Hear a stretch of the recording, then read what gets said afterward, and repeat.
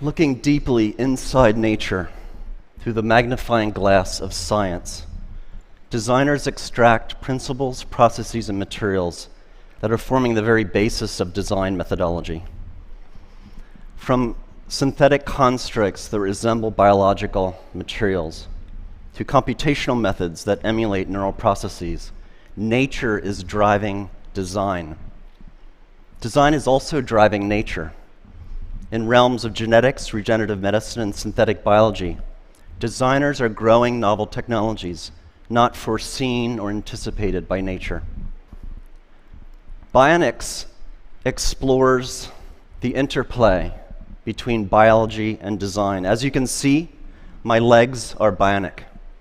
Today, I will tell human stories of bionic integration, how electromechanics attached to the body and implanted inside the body are beginning to bridge the gap between disability and ability, between human limitation and human potential. Bionics has defined my physicality. In 1982, both of my legs were amputated due to tissue damage from frostbite incurred during a mountain climbing accident. At that time, I didn't view my body as broken.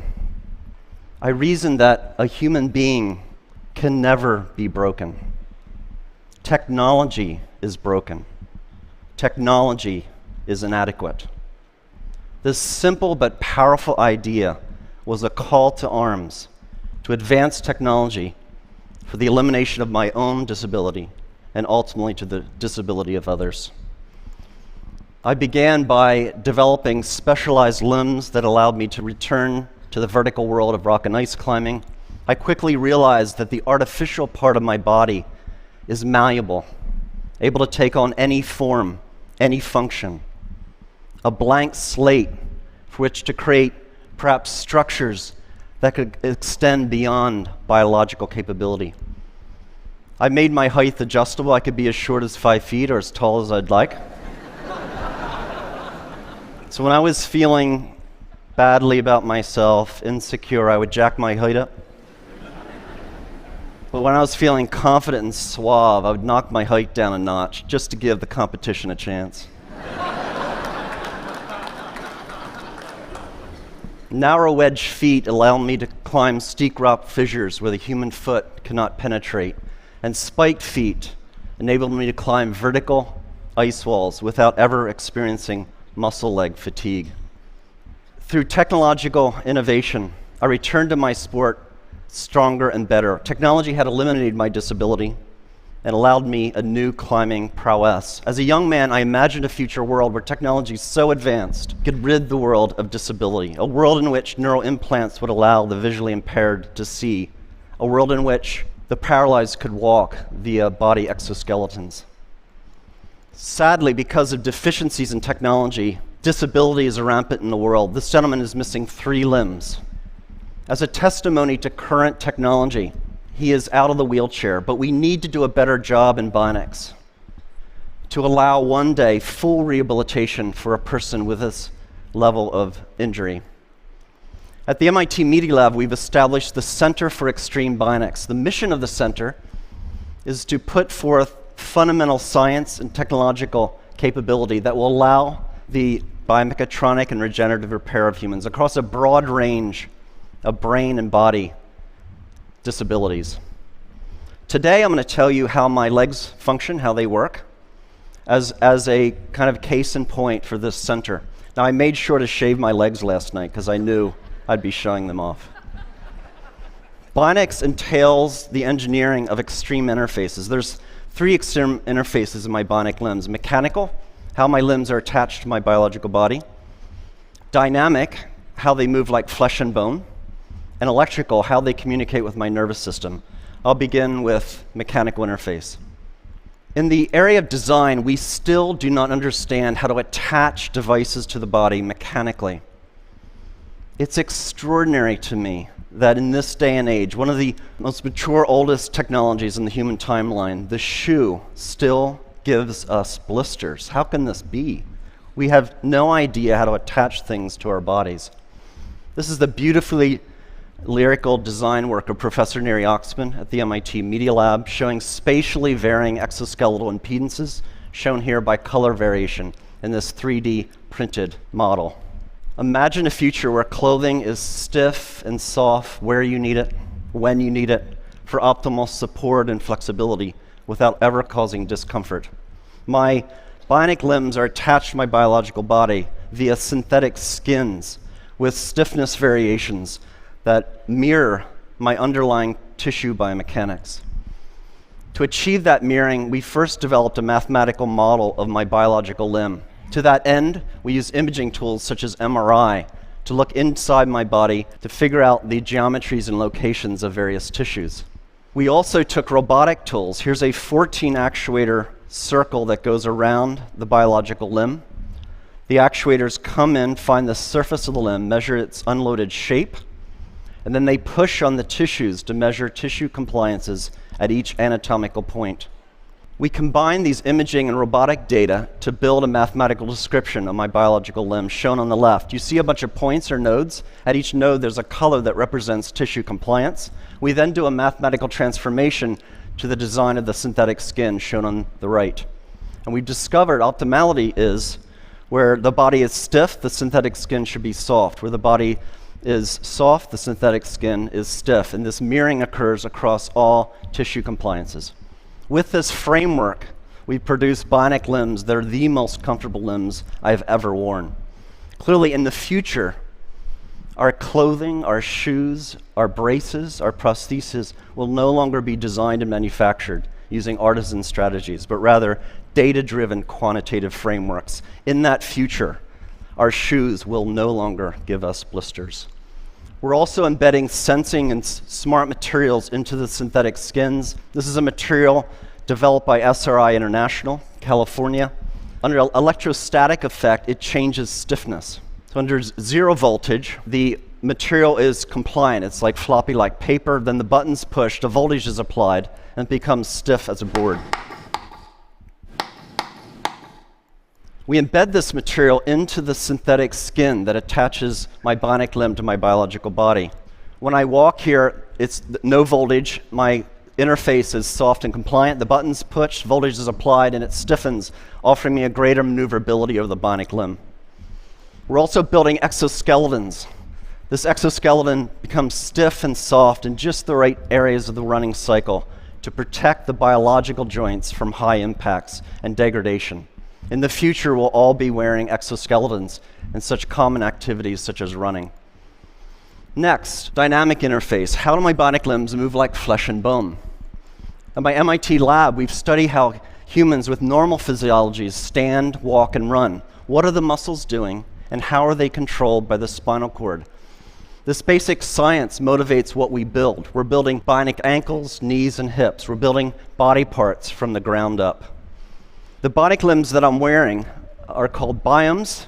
They've been fitted to nearly 1,000 patients, 400 of which have been US wounded soldiers. How does it work? At heel strike under computer control, the system controls stiffness to attenuate the shock of the limb hitting the ground. Then at mid-stance, the bionic limb outputs high torques and powers to lift the person into the walking stride, comparable to how muscles work in the calf region. This bionic propulsion is very important clinically to patients. So on the left, you see the bionic device worn by a lady. On the right, a passive device worn by the same lady that fails to emulate normal muscle function, enabling her to do something everyone should be able to do, go up and down their steps at home. Bionics also allows for extraordinary athletic feats. Here's a gentleman running up a rocky pathway. This is Steve Martin, not the comedian, who lost his legs in a bomb blast in Afghanistan. We're also building exoskeletal structures using these same principles that wrap around a biological limb. This gentleman does not have any leg condition, any disability. He has a normal physiology. So these exoskeletons are applying muscle-like torques and powers so that his own muscles need not apply those torques and powers. This is the first exoskeleton in history that actually augments human walking. It significantly reduces metabolic cost. It's so profound in its augmentation that when a normal, healthy person wears the device for 40 minutes and then takes it off, their own biological legs feel ridiculously heavy and awkward. We're beginning the age in which machines attached to our bodies will make us stronger and faster and more efficient. Moving on to electrical interface, how do my bionic limbs communicate with my nervous system? Across my residual limb are electrodes that measure the electrical pulse of my muscles that's communicated to the bionic limb. So when I think about moving my phantom limb, the robot tracks those movement desires. This diagram shows fundamentally how the bionic limb is controlled. So we model the missing biological limb, and we've discovered what reflexes occurred, how the reflexes of the spinal cord are controlling the muscles. And that capability is embedded in the chips of the bionic limb. What we've done then is we modulate the sensitivity of the reflex, the modeled spinal reflex, with the neural signal. So when I relax my muscles in my residual limb, I get very little torque and power, but the more I fire my muscles, the more torque I get, and I can even run. And that was the first demonstration of a running gait under neural command. Feels great.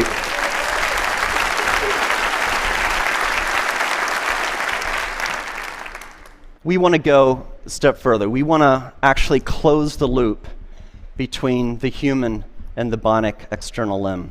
We're doing experiments where we're growing nerves, transected nerves, through channels or microchannel arrays. On the other side of the channel, the nerve then attaches to cells, skin cells and muscle cells.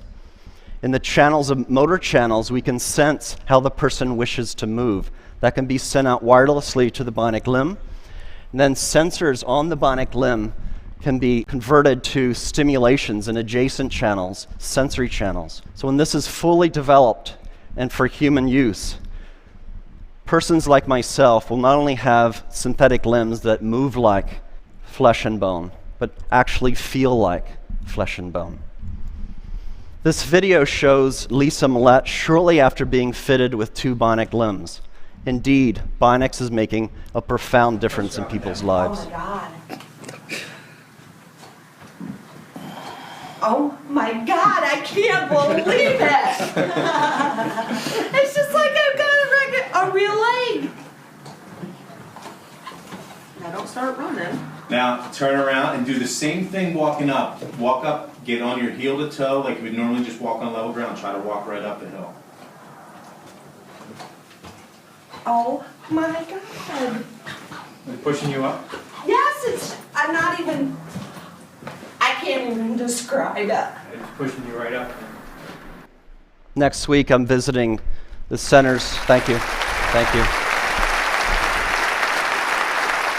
Thank you. Next week, I'm visiting the Center for Medicare and Medicaid Services, and I'm going to try to convince CMS to grant appropriate code language and pricing so this technology can be made available to the patients that need it.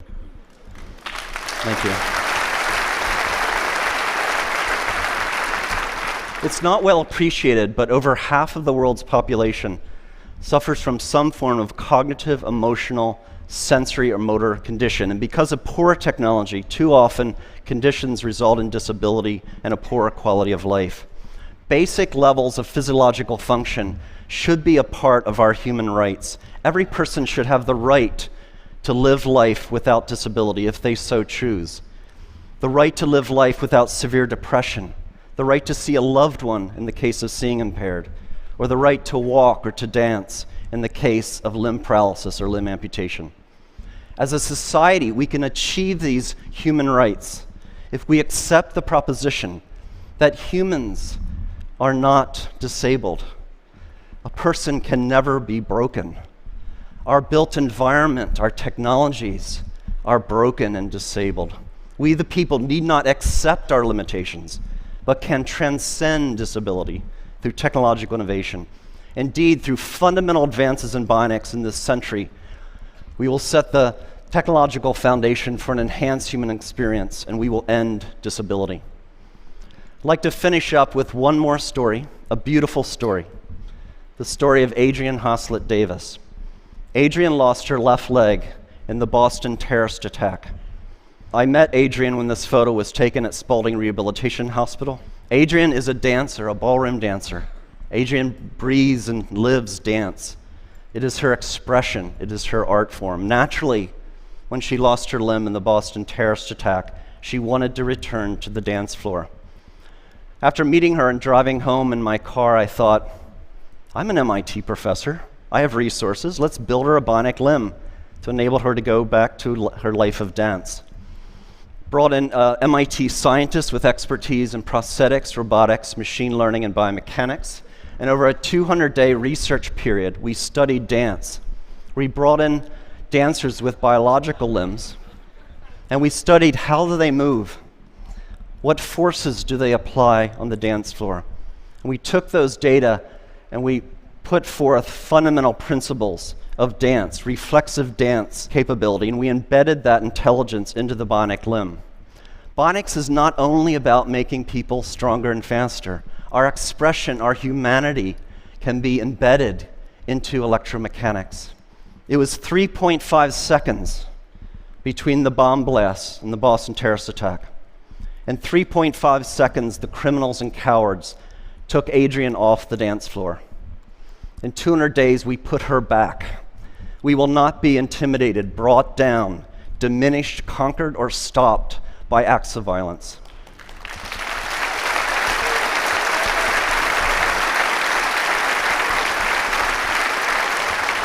Ladies and gentlemen, please allow me to introduce Adrianne Haslet-Davis, her first performance since the attack. She's dancing with Christian Leitner.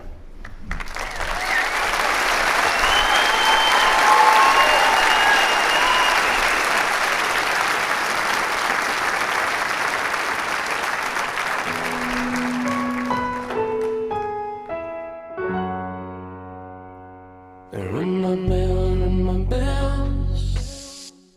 Ring my bell, ring my bells. Ring my bell, ring my bells. Ring my bell, ring my bells. Sometimes you love it, sometimes you don't. Sometimes you need it, then you don't, and you let go. Sometimes we rush it, sometimes we fall. It doesn't matter, baby, we can take it real slow.